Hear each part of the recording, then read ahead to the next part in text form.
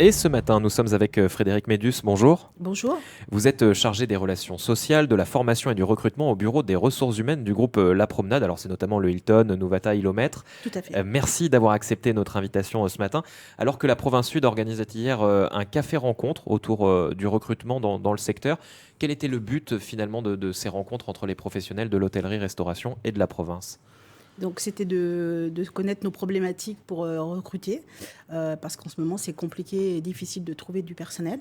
Et donc, on a fait 3 tables rondes avec des thèmes différents. Et je pense qu'ils vont nous rendre très prochainement leur compte rendu et faire une synthèse de ça. Et après, derrière, je pense se rencontrer à nouveau pour mettre en place des choses concrètes. Pourquoi c'est si difficile aujourd'hui de recruter ? Il y a un manque de candidats dans l'hôtellerie-restauration ? Alors, il y a un manque de candidats depuis déjà un certain temps quand même. Ça fait quelques années que c'est compliqué de recruter. C'est un métier aussi où il y a beaucoup de turnover. Donc, on est habitué à recruter régulièrement. Mais là, ces derniers temps, c'est un peu plus difficile. C'est aussi peut-être parce qu'il y a moins de gens qui viennent de l'extérieur, qui nous faisaient une manne de personnel pendant quelques mois. Et puis après, ici, on a du mal à recruter des jeunes parce qu'ils manquent de formation. Parfois, ils répondent à des annonces, ils ont envie de travailler, mais ils n'ont pas la formation professionnelle. Donc, c'est vrai que c'est un peu compliqué d'avoir. Actuellement, on cherche dans la cuisine, on cherche en réception. Et je n'ai pas de candidature, voilà, ou des candidatures qui ne correspondent pas, notamment pour les réceptionnistes. C'est indispensable qu'ils parlent l'anglais. Et donc aujourd'hui, c'est quand même dommage de former des jeunes à l'hôtellerie sans leur donner la possibilité d'aller faire des séjours en Nouvelle-Zélande ou en Australie, parce que je pense qu'on pourrait faire des partenariats. Donc déjà, même quand ils sortent de l'école hôtelière, eh ben, en fait, c'est compliqué de les prendre dans certains secteurs. Donc ce serait bien qu'il y ait un travail fait là-dessus, justement, sur le côté bilingue. Pour vous, ce sont des métiers qui ne sont pas assez valorisés dans le cursus scolaire ?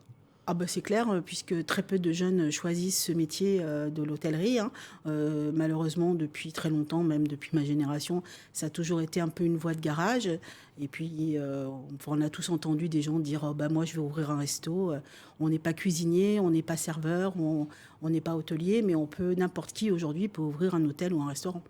Et aujourd'hui, si on s'accroche dans une entreprise comme la vôtre, par exemple, il y a de la promotion interne, on peut faire sa carrière ? Ah ben moi, j'en suis un exemple, puis ça fait 19 ans que je suis dans le groupe. Donc, j'ai commencé avec mon métier d'origine, c'est-à-dire gouvernante générale. Après, j'étais responsable d'hébergement. Ensuite, j'étais directrice adjointe du Nouvata pendant plusieurs années et directrice d'exploitation de Doubletree by Hilton, qui n'était pas encore Doubletree, qui était Escapade. Voilà. Et puis là, maintenant, je suis en fin de carrière, donc je suis au bureau RH. Parce qu'aussi, avec ces 19 ans, j'ai la culture locale et puis l'approche des gens. Voilà, donc c'est plus facile pour moi. Donc c'est une vocation chez certaines personnes ? Ah ben moi, oui, c'est vrai que je n'ai jamais changé. Voilà, je suis dans le métier depuis 79, donc voilà, il faut aimer ce métier pour le faire, il faut aimer les gens.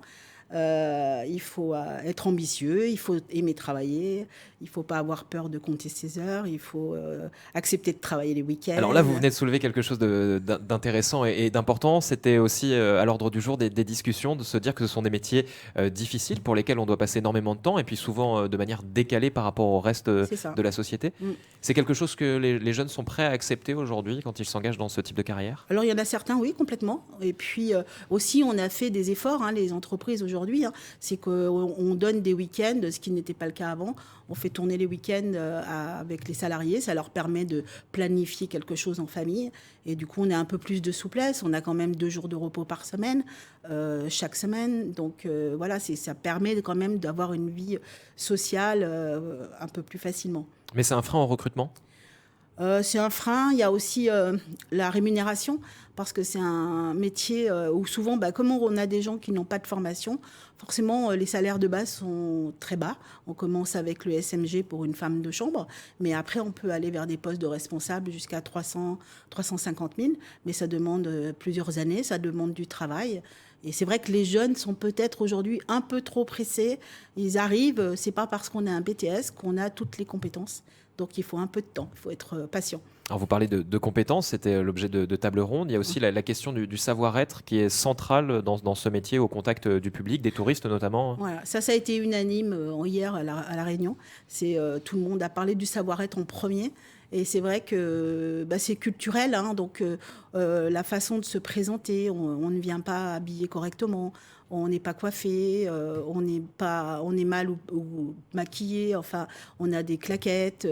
Même quand on est en service, par exemple, ça va pas être rare de voir quelqu'un qui va s'asseoir pendant le service, voire se mettre dans un coin, dans l'office, par terre.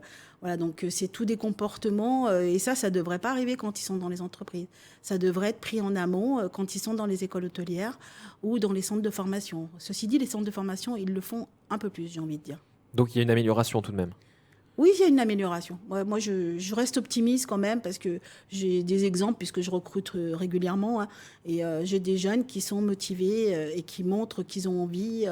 Et puis aussi à nous de leur dire qu'il y a des opportunités en continuant dans le métier. Parce qu'il y a un impact évidemment sur l'image aussi de la Nouvelle-Calédonie à l'extérieur. On sait que la promotion du tourisme, c'est quelque chose qui est compliqué, de faire venir les touristes jusqu'ici. Finalement, c'est le premier maillon de la chaîne, se dire l'accueil qu'on offre aussi. Ouais. Moi, je dirais que franchement, en Calédonie, on n'a pas de souci pour l'accueil. Les gens, ils sont plutôt accueillants. Nous, notre personnel, il est très accueillant, très souriant. C'est pas parce qu'il n'a pas forcément toutes les compétences, mais en tout cas, l'accueil est toujours bon, les retours sont bons. Et puis, il faut pas rêver, hein, c'est pas mieux en Australie, hein, j'y suis allée il y a pas longtemps. C'est pas mieux en France, puisque j'étais dans l'hôtellerie en France et j'ai de la famille encore dans l'hôtellerie. Donc, les difficultés d'ici, elles sont partout, en fait, hein, elles sont dans le monde entier. Voilà, donc il faut apprendre à... L'accueil ici, c'est pas un problème. Frédéric Médus, s'il y a des gens qui nous écoutent, qu'ils soient jeunes ou alors adultes, peut-être en reconversion et qui souhaitent embrasser ce type de carrière, quels conseils, vous qui recrutez, vous donneriez pour ce type de métier?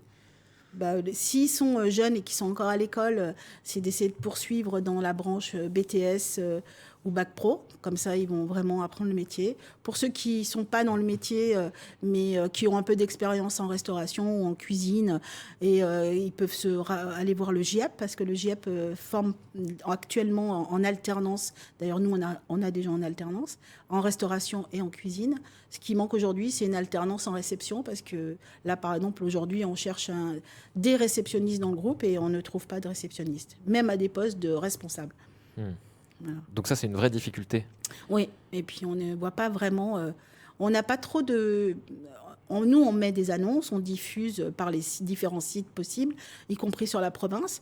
Mais par contre, je ne sais pas trop bien où aller chercher les jeunes qui sont peut-être en attente et qui n'osent pas venir et qui ont des besoins, mais on sait pas trop. Il y a un problème au niveau de la communication, en fait. On ne sait pas trop bien. Donc nous, on le fait par notre biais, mais tout le monde ne va pas aller sur nos sites pour voir si on cherche quelqu'un. Mais après, tout le monde cherche, donc c'est compliqué. Alors aujourd'hui, la Province Sud essaye de vous épauler pour répondre à toutes ces questions en organisant notamment ces rencontres. Oui.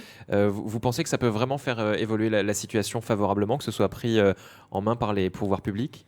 Peut-être que ça leur fera prendre conscience des difficultés de l'hôtellerie, de la restauration et de tous les métiers de bouche d'ailleurs. Hein, c'est pas que ces métiers-là.